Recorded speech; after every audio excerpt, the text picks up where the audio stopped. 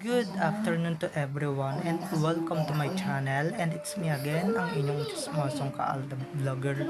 Gusto ko munang magpasalamat sa inyong lahat sa mga walang sawa na tumatangkilik, nanonood, sumusuport at sumusubaybay ng mga content ko here on my YouTube channel. So wag ninyong babaktawan o lalaktawan tong ating content ngayong araw. I'm sure na hindi ninyo pagsisisihan na pinanood nyo ito mula umpisa hanggang hulihan, and syempre wag na wag kayong mag-i-skip ng segment. Okay, buuin nyo to mula umpisa hanggang hulihan, and don't forget to share this video.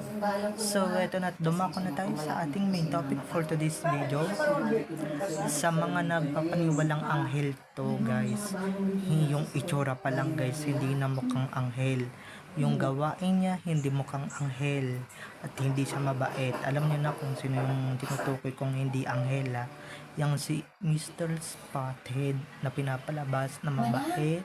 Syempre mukhang anghel pero mukha namang ang ugali, pati yung pagmumukha. So ito na guys, watch this. Mamaya ipapaliwanag sa inyo ng buong buo. So ito na guys, watch this.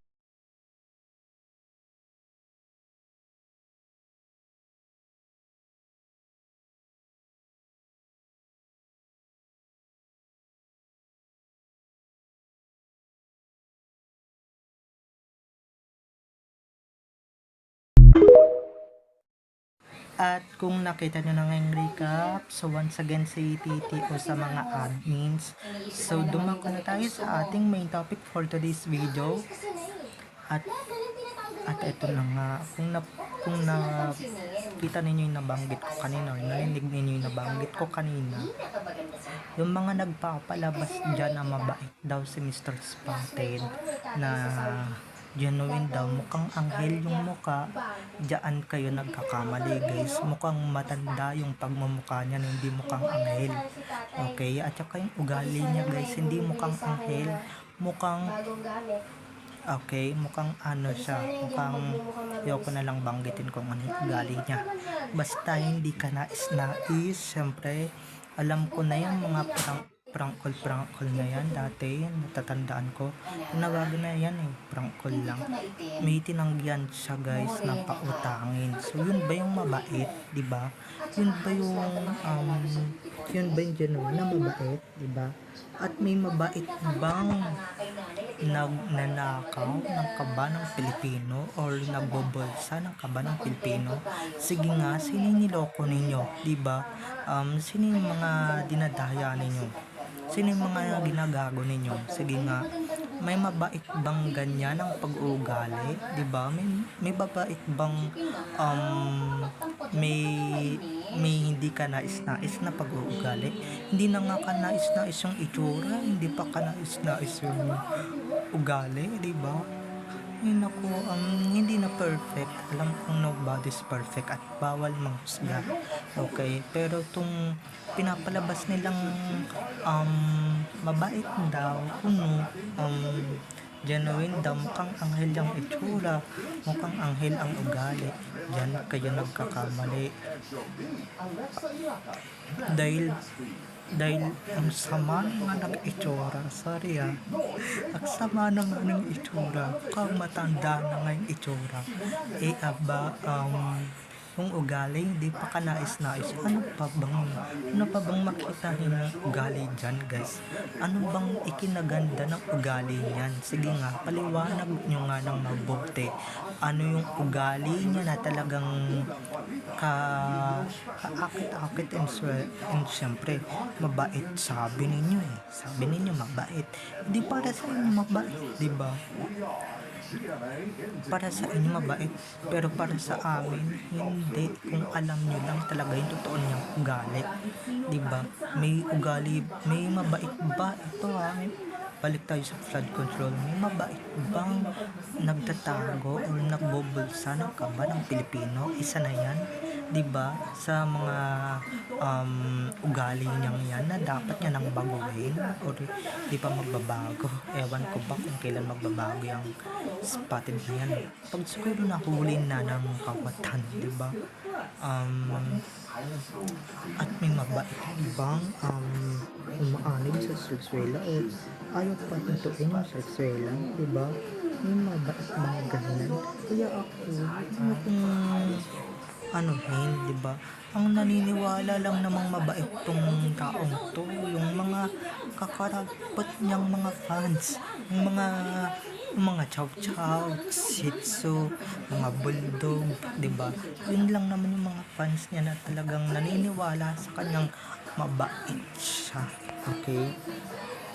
Pero kaming mga yuman, kaming mga tao, hindi kami naniniwalang mabait siya, 'di ba? Wala namang pinapakitang mabait yan or kabaitan yan, eh. Wala namang pinapakitang kagandahang asal yan, 'di ba? Wala namang pinapakitang kabutihan yan. So paano kami maniniwalang mabait yan? Paano kami maniniwala na mabuting tao yan, 'di ba? Paano kami maniniwalang hindi siya kasangkot sa flood control project, eh halatang halata naman, 'di ba? Yan ba yung totoong mabait? Yan ba yung totoong anghel? 'Di ba? Anghel nga kasi may sungay naman, 'di ba? Siya ay may sungay, 'di ba? Kung kunwari bait-baitan, iyak-iyakan sa TV, 'di ba? Pero in real life naman, 'di ba? In real life, eh ganun din siya in real life, 'di ba? Tapos tatakas, 'di ba? Kunwari hindi siya guilty, kunwari ganito, kunwari ganyan, hindi siya sangkot, wala siyang kinalalaman, 'di ba? Pa-inosente ang tawag diyan. Pero ang totoo naman pala is matagal na siyang sangkot and syempre matagal na siyang gustong ilaglag ng mga kapwa niya politician. Yan yung ewan ko lang yan ba yung mabait para sa inyo? Diba? Gising-gising na, hoy. Diba? Palibhasa yung iba dito mga maka-argue to. Kaya yung iba dito eh nababaitan sa kanya. Talaga ba? Tanungin yung mga mismo, yung mga taga-QC kung gaano siya kabait. Diba? May mabait bang pabaya? 'Di ba? May mabuting tao bang pinapabayaan ng kanyang mga kababayan o mga kanyang nasasakupan sa kanyang distrito, 'di ba? Na kanyang pinamumunuan. Mabait lang 'yan, oo, pag may camera. Pero pag wala ng camera, ay nako, babalik na naman 'yan sa kapabayaan. And syempre, guys, ganyan talaga yung palalabasin nila, ganyan yung palalabasin ninyo para sa ganun linisin nyo ang pagkatao ng idolette ninyo o ng idol ninyong starlet. Yan yung totoo dyan, di ba? Yan yung katotohanan. Aminin nyo man sa hindi, may purpose talaga yung pagsasabi ninyong anghel yung itsura, anghel ang kalooban, pero ang totoo naman pala, lang naman pala yung alam, 'di ba? Puro kawalangyaan lang naman pala yung alam. Yun yung katotohanan na hindi nila matatanggap at hindi nila maipapasok sa mga kokote nila or sa mga utak nila. Palibhasa yung mga taong naniniwala sa kanya, mga zombie na, 'di ba? Mga wala ng utak and wala ng mga brain cells at hindi na gumagamit at hindi na nagpa-function, hindi na gumagana ng tama. Kaya kung ano-ano na yung sinasabi nila, kung ano-ano na yung mga nakahalusinate nila na keso mabait, keso, diba, keso ganito, ganyan.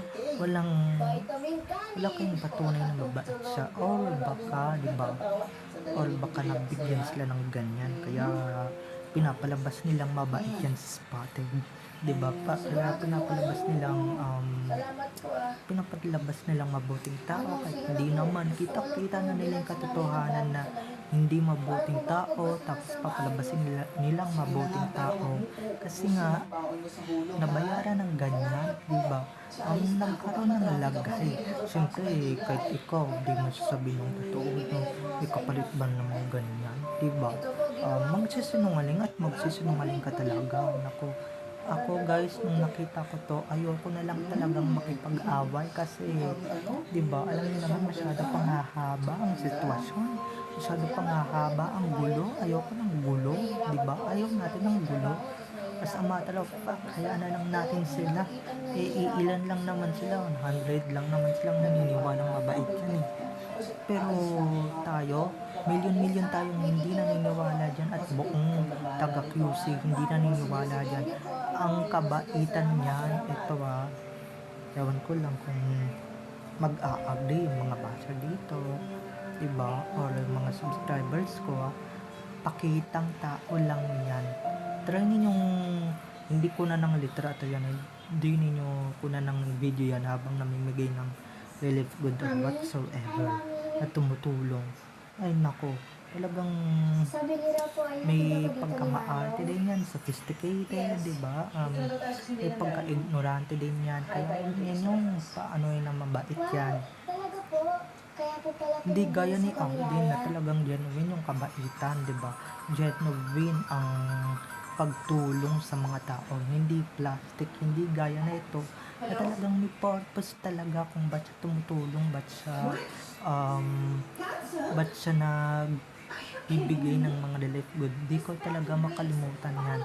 Talagang gusto nang sabihin ng mga tao yung katotohanan na ba't ngayon ka lang nagparamdam, di ba? Kung kailan wala naman sa kanya, ngayon ka pa nagparamdam, di ba? Anong klase kang congressman, di ba? Anong klase kang leader ng baluarte mo or ng nasa sakupan mo, di ba? Isa ka kung pabayaan nila lang. Yun yung totoo doon, mga ka-Alab Nation. Okay? So, wala na, di ba? Kahit anong gawin mong pagmamalinis dyan, bait-baitan,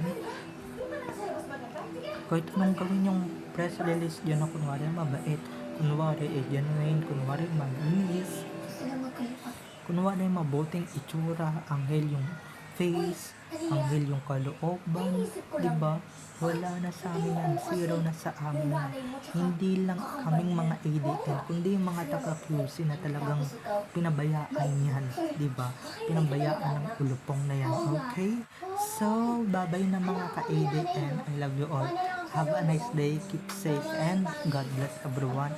Don't forget to subscribe to my YouTube channel, and syempre, huwag ninyong kakalimutan na i-click ang notification bell para pag nag-upload ako, kayo agad ang unang-unang manonotify sa aking mga susunod pang mga videos. Okay, so bye-bye na mga ka-ADN. I love you all. Have a nice day. Keep safe. And God bless everyone. Bye-bye. Enjoy watching. See you on my next videos. Bye-bye.